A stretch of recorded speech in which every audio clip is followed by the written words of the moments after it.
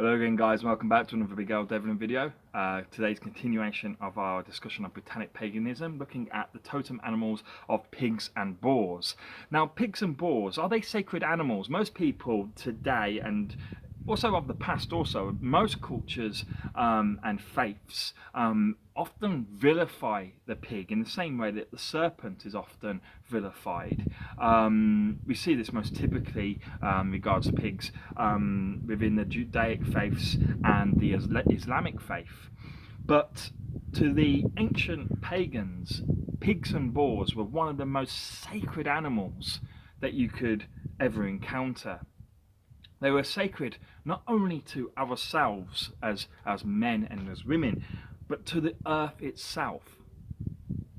And this is partly because their origin was seen to be from within the spirit realm itself. They were actually seen as being from the other realm in their origin. Now we see something similar to this, but in many ways almost contrary to this, within deers and horses, for example. Both deers and horses have the ability to go and guide you to the other world. They have a connection to the other world that allows them to act as guides. We see it within bulls also as being animals that can guide you out of the other world, and horses can also do this because they have that dual aspect to them. But they are still animals of the world around us. But with pigs and boars, we actually see these animals as being of the spiritual world in origin itself. They are not from this material world, and hence that is why they're sacred not just to ourselves, but to the earth or Mother Earth itself. Consequently, as a result of this, as you can imagine, they made excellent guides for shamanic spiritual journeys. And you see this with all the totem animals. They are used as guides within the spirit world to some degree or another, but pigs were one of the very best ones that you could use.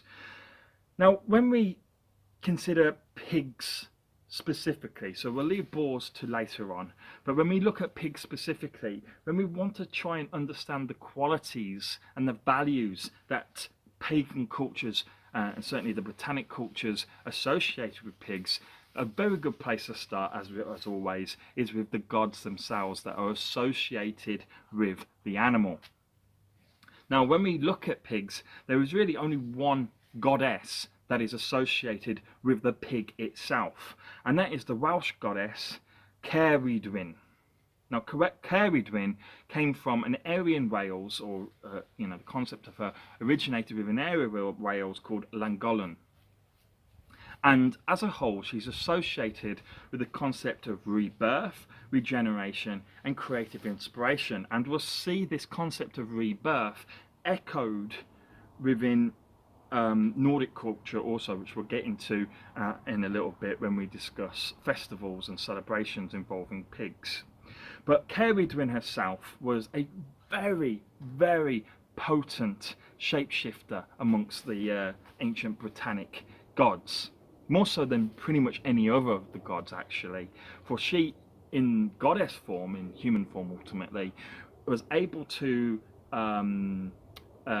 represent herself as the crone, the mother, and the maiden simultaneously, which of course are aspects of the triple goddess concept. But she was also, of course, able to transform herself into a variety of animals also.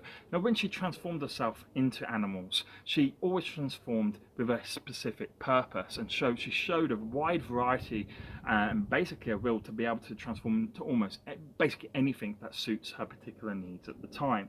For example, she was known to transform into a greyhound when she was hunting someone who had transformed themselves into a hare to escape her. She did the same when she transformed herself into an otter to chase someone who had transformed themselves into a fish. She transformed herself into a hawk, a hen, and she'd even transformed herself into corn itself. So she was able not only to transform herself into animal form, but also into the form of a plant also. So a very potent shapeshifter. Yet, despite having this ability to present herself in any form that seemingly she was able to do, she always, when she addressed men and women, presented herself in the form of a white sow. And this is why she's associated very heavily with pigs, or one of the reasons why. And the qualities that she embodies into herself, as I say, the rebirth, regeneration, and creative inspiration, is what we associated with the pig itself, i.e. the domesticated pig. Now, just a side note before we go on to talking about Nordic paganism and celebrations within Nordic paganism and how this kind of echoes this concept of rebirth. You'll note that I said, the acute amongst you, that I said that she represented herself as a white sow, okay, so the albino variation, essentially. Now, we see this and have seen this in the previous videos that I've done with pretty much all the animals. That white typically means that the animal that you're experiencing are either a god or goddess in transformed, shape-shifted form, or they're very heavily associated with the spirit or other realms. So, for example, we see with the goddess Rhiannon, the goddess of horses, she always presents herself to men as a white mare. We see, obviously, with Ceridwen, we see herself presenting herself as a white sow. With the goddess Brigdi, she was not a shapeshifter, but she was nourished into awareness by a white cow with red ears. And when we look at deers, it's only the white stags and the white deers that are able to guide you into the other realm. And so we see that the colour white, for some whatever particular reason, or the albino aspect of these animals, was always considered to be almost a sacred quality of the animal, and signified that there was something different about this animal, that it was either a god or a link to the spirit realm. Now, when we look at pigs within Nordic culture, we see them being used very heavily within the celebration of the midwinter, or the winter solstice as it's sometimes known. And in ancient times, the pig was every year, without exception, sacrificed on the celebration of midwinter to the goddess Freya. Now, when we consider why this was done, really we need to look at what Freya was not during the Neolithic period, i.e. when farming existed, so the sort of the Bronze Age and around that sort of time, but we need to consider instead Freya within the Paleolithic period, so i.e. the Stone Age, okay? So, back before we had invented farming, back when we still lived within caves and were hunter-foragers. Now, back then, when you look at the sort of Paleolithic glyphs that existed within caves, we typically only see Freya being represented as pretty much the sole god or goddess within the pagan pantheon, if you go back far enough. And it was Freya at this point who was not only the goddess of fertility, but also and the goddess of the mother, but she was also the goddess of the sun itself. Now, within later, as I say, sort of Neolithic periods, we see Freya evolving to become the goddess of war, or the goddess of love, the goddess of fertility, and the goddess of gold and all things gold. But we don't see her as being the direct goddess of the sun. That goes to the aspect of Sol, the goddess Sol. However, she still maintains that connection to the concept of gold, and so she's the goddess of not only gold as a metal, but gold in honey, for example, gold within the stone of amber, and she has a loose connection still with the gold aspect of the sun. However, she also has a connection to something else that's gold, and that is a golden boar, or golden pig, right, specifically a golden boar, called Gullinburst. Now, Gullinburst was actually her lover in transformed form. Okay, Freya used her magic to transform her lover, because of course this was an extramarital relationship that she had with Gullinburst. She transformed her lover into that of a golden pig, so that they could obviously meet up and do their thing together without, of course, being detected or for it becoming common knowledge.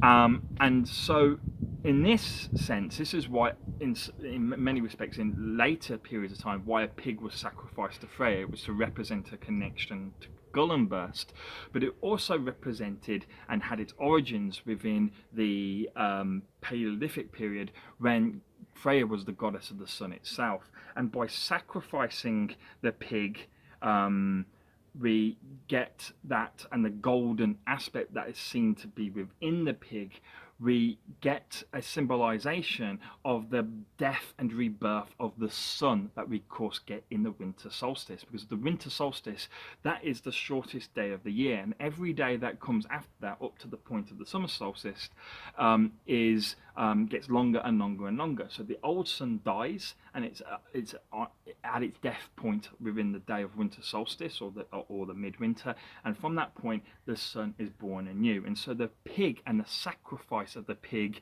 is seen as being totally representative of this rebirth process that of course we've mentioned before with Ceridwen. We now see it also within Nordic culture, and so there's a lot of corroboration between the two denominations of paganism. Now, what's interesting, just a little off note, not talking about history or anything here, this practice of sacrificing the pig, so to speak, is still continued to modern day. Now, of course, they don't sacrifice the pig, they slaughter it and use it, obviously, to eat.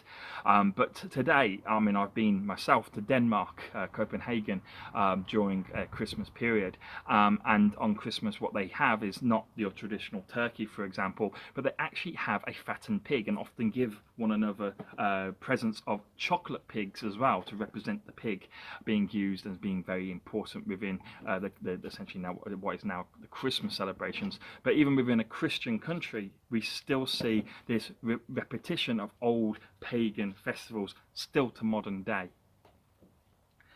Now, let's move on now from the pig into the wild boar. Now, the wild boar is the ancestor of the domesticated pig. The pig is simply a subspecies that has developed from one of the strains of the wild boar. I think there's 17 different types of wild boar, but it comes from one of the specific strains. Now, the wild boar itself is native. I mean, it's found all over the world today, but originally was native only to Western Europe and parts of Northern Africa. Now, it's considered to be, and was considered to be, one of the most ferocious and aggressive animals you could ever encounter during the hunt. And as a result, it was actually, contrary to what you may think, very popular to hunt. Despite being incredibly dangerous to go after, it was very popular to hunt simply because it was admired for its strength and courage, and to beat it with spear and bow was to prove, of course, your own strength and courage. In addition to this, of course, it was very highly valued for its meat, and it was also very highly valued for its medicines and charms that would come from its tusks. And we'll talk about that in a little while. Now, as a result, the boar itself became heavily associated with the warriors, essentially, of Celtic and pagan societies, and they often would bear the symbol of the boar upon their helms as crests. And when the standard warrior did this, it represented a symbol of courage, essentially. It represented the bravery of the warrior as well as the warrior spirit itself. But when worn by the leaders and essentially the generals, essentially, it became a symbol not only of just the warrior's spirit and bravery, but also of power and leadership. Now, the boar itself, to everyone, not just warriors, but to everyone within pagan culture, was a very potent symbol of sexual power, fertility, abundance, and future prosperity. And hence, as a result, tusks were often worn as charms and as pendants to help with, male fertility, for example, and for other protective magics. But the tusk was also used within medicines, ground up perhaps, to be used within earth magic, essentially creating, tinctures, for example, for aiding in whatever, but normally to bestow the qualities that the boar was considered to have into the person who consumed it. Now, the boar, as I said at the beginning of this video, was one of the most sacred animals within pagan culture, and this was not just represented by the fact that they were revered as a whole, but they actually had cults form around the concept of revering the boar and its qualities. Of course, this was a very much a warrior-based cult due to the ferocity and the strength that the boar represented. And we don't really get this too often with a lot of the animals within pagan culture. We only really see it elsewhere within bears and wolves, typically. In fact, bears are probably your most common or most well-known example, of course, being represented as the berserkers. The berserkers were a bear cult. And they tried to embody the spirit and nature of the bear to enhance, obviously, their fighting capacity. Well, there were boar cults also, and they did very much the same thing. They tried to embody the values of the boar within themselves to progress themselves. But not all of them were warriors. Some of them were spiritual in nature also. And we'll talk about that in just a little while. Now, as a totem itself, that is, as a symbol of either yourself or group of people, the boar had very much a masculine symbol. It had a great masculinity to it, but it also possessed the virtues of bravery, nobility, and of course fierceness in battle, as we referenced earlier. But the sow had that is the female boar, had the qualities of protectiveness and for female fertility in addition. And so the boar typically represented the man, but the sow typically represented the woman. And they had very similar qualities, as I say, but slightly different also at the same time. Now, both, of course, were considered to be very fierce animals, both with warrior spirits. And of course, we see this within pagan culture, that women were very fierce and equal in all respects to men within pagan culture. They did fight as much as men did, and they had that kind of real fierceness that you associated with a warrior just as much as men.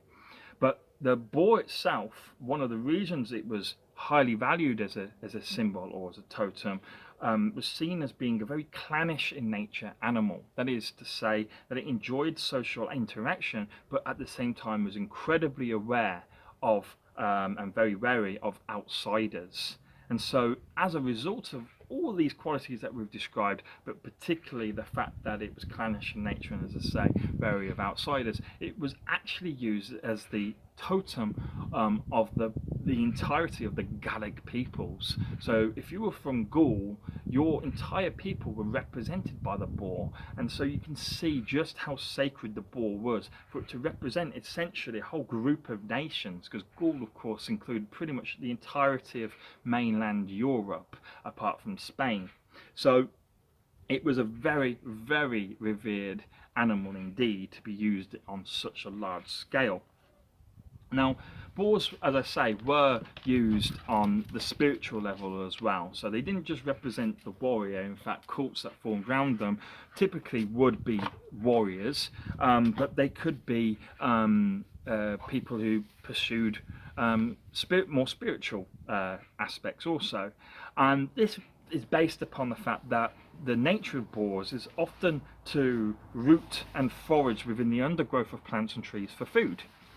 And so despite the fact, and you may not know this, that boars and pigs have very, very poor eyesight. It's one thing that you're not necessarily aware of, but boars have very, very poor eyesight. But despite this fact, because of their keen sense of smell and their very keen hearing, they are able to not only find food underground or within the deep undergrowth of plants, but they're also very aware of potential predators and trouble, which of course just made them even harder to hunt. Despite their strength and ferocity, they were also very hard to sneak up upon.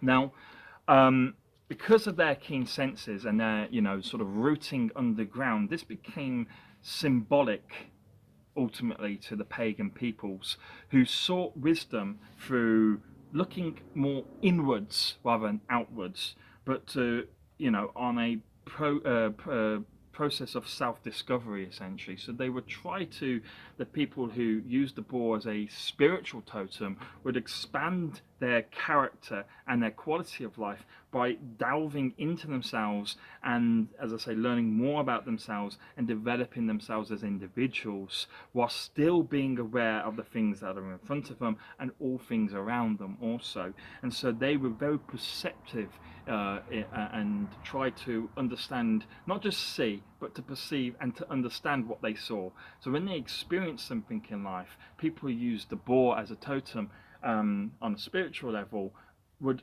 question everything that they see. They would try to understand exactly why they've seen what they've seen and what significance that had.